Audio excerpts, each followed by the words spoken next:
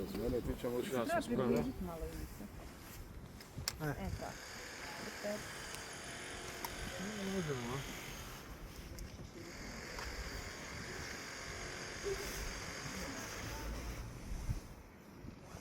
Desno?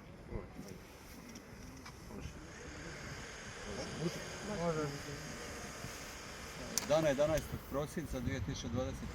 godine oko 5 sati i 20 minuta Operativno-komunikacijski centar Policijske uprave Brodsko-posavske zaprimio je dojavu građana da se u rijeci Savi uzvodno od grada Slavonskog Broda nalazi više osoba koje zapomažu i traže pomoć. Građani su odmah pristupili izvlačenju iz rijeke Save nekih osoba.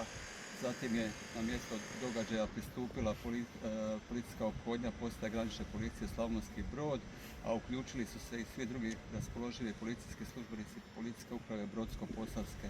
Alarmirane su i žurne službe od javne vatrogasne postrojbe, hitne medicinske pomoći, HGSS-a i drugi koji su također naknadno pristupili na mjesto događaja.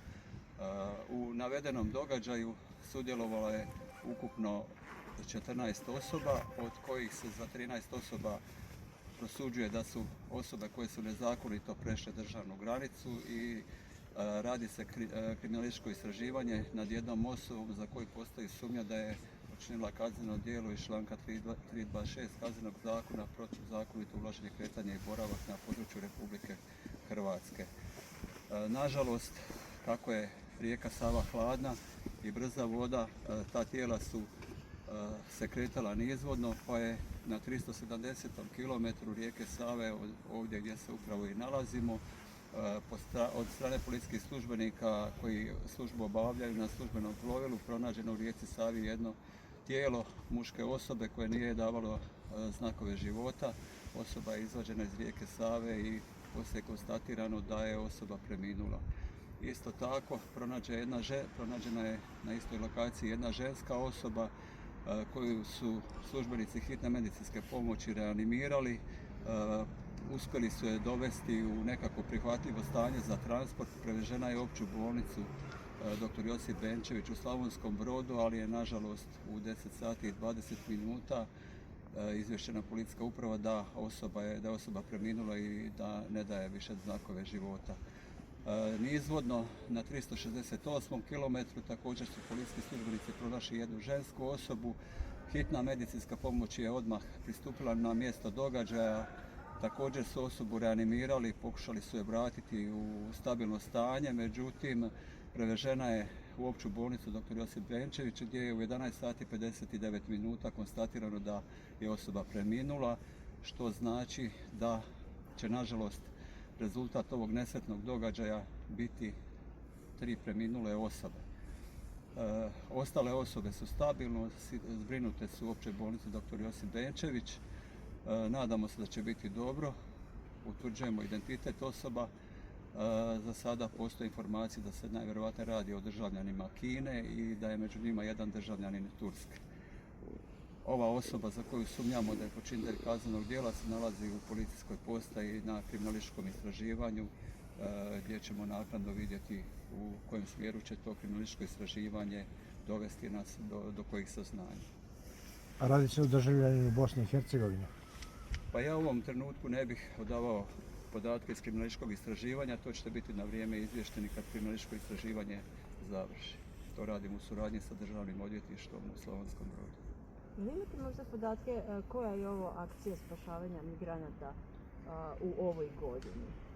U ovoj godini je bilo više akcija spašavanja. Najčešće se to događalo na području postaje granične policije Stara Gradiška.